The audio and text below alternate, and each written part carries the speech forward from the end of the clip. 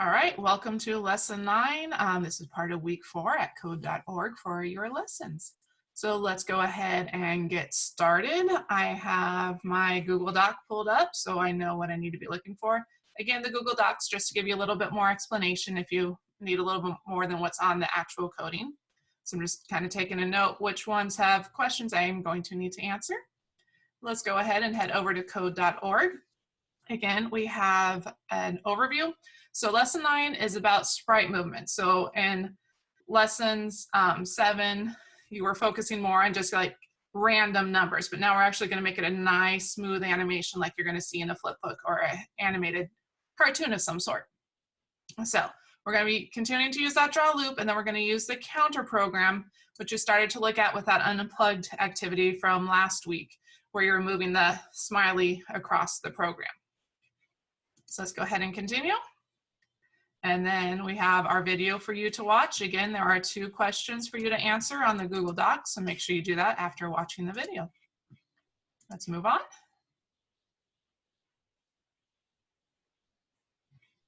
All right, the counter program. This pattern is one of the most important ones in all of program. This is what creates the animation. So make sure you're feeling comfortable with using this counter program by the time you're done with this lesson.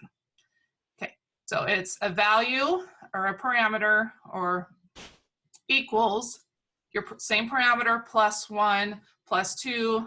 The bigger the number is, the faster it's going to move. If you subtract, it's going to go in the opposite direction, and we'll see that as we go through. So it's used to increase the value of a variable by 1. You might call it the counter program since it can be used to make that variable that counts up. This is if you're creating a game, how you can get your scores to go up or lives to go down if you subtract.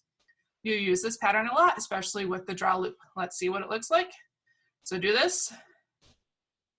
So we do have the counter program. We have a counter here. You're going to make a prediction on what's going to happen when this program is run. So go ahead, type in your prediction, run, see what happens. I'm not going to run it because I want to see what you guys think first. And then your question for this one is, can you explain what you observed? So after you run it, after your prediction, then go ahead and tell me what is going on there. So let's move on to number 4. Sprite movement, there we go. We have a nice smooth moving airplane over there. So using the counter program, you can write programs that animate sprites smoothly. Adding to or removing from a sprite's X or Y property in the draw loop makes your sprite move just a bit each time it is redrawn. So instead of popping up somewhere random, it's going to go to the next spot. Make your program animate like the image to the right. We've added a line to update the plain.x in the draw loop, but it needs to be finished. Okay, so we've started the counter program. So you're going to start with whatever property you're going to change equals, then you need that property again. So I'm going to go into sprites, and it looks like we're changing the x property. So I'm going to do sprite.x. Now whatever name has been given to the sprite, we need to put in the same name. Otherwise, it's not going to know which sprite you're talking about. So plain.x plus, and again, let's start with just 1. And if we run it, you can see our airplane is moving across the screen. And that's what we are looking for. Okay, moving on to number 5.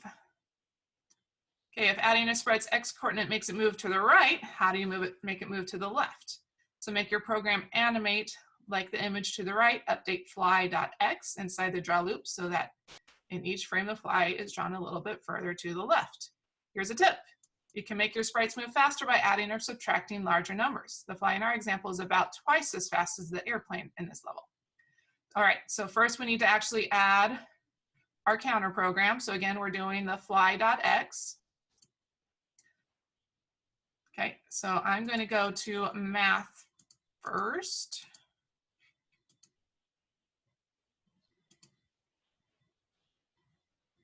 Okay, never mind. I just put in sprite.x. Sorry, it's been a little bit since I've done this. All right, so again, I need to make sure this name is the same name as my sprite. So I need to change sprite to fly. And I'm going to put in my plus. And then I'm going to do fly.x, or you can pull in your, it automatically makes the block, or you can bring in your block over. And then we are going to put plus 1. So when we did plus 1, that moved our plane to the right, because if I put my mouse up here on the grid, if I move to the right, you can see my numbers are getting bigger. If I want to move to the left, my numbers are going to get smaller. So instead of adding, I'm going to want to subtract. So there's two ways you can do that. One way is you can add a subtraction instead of an addition sign. You'll still have to put your property that you're changing. So fly.x minus 2, because I said twice as fast. So 1 times 2 would be 2. So there is my fly moving to the left because I am subtracting. You can also, like how I started, put in your plus, pull in my x, fly.x, oops, got too carried away, fly.x plus a -2 would give me the same result, because subtracting is the same as adding a negative in math. So it would be, gives me the same result. So either way, either subtracting or adding a negative would also work, would give you the same results. Okay, move on to number 6. We do have a question with this one. So how can you tell which direction all of the cars will go? So you have a code here. We have red car, yellow car, blue car, green car. And then here's how they are all changing. So we have X's that are changing, we have Y's that are changing, we have positives, we have negatives. Go through and try to figure out which one of these is going to happen based on what's in our code. So go ahead, look at all your choices, make a prediction, come back and look at the question and make sure you answer it. How can you tell which direction all the cars will go? How can you tell the blue car goes in one direction and the red car goes another direction? So what are you looking at to find that out? Okay, part 7. Diagonal movement. Updating only the X or Y properties of a sprite can only make it move straight up and down or left and right.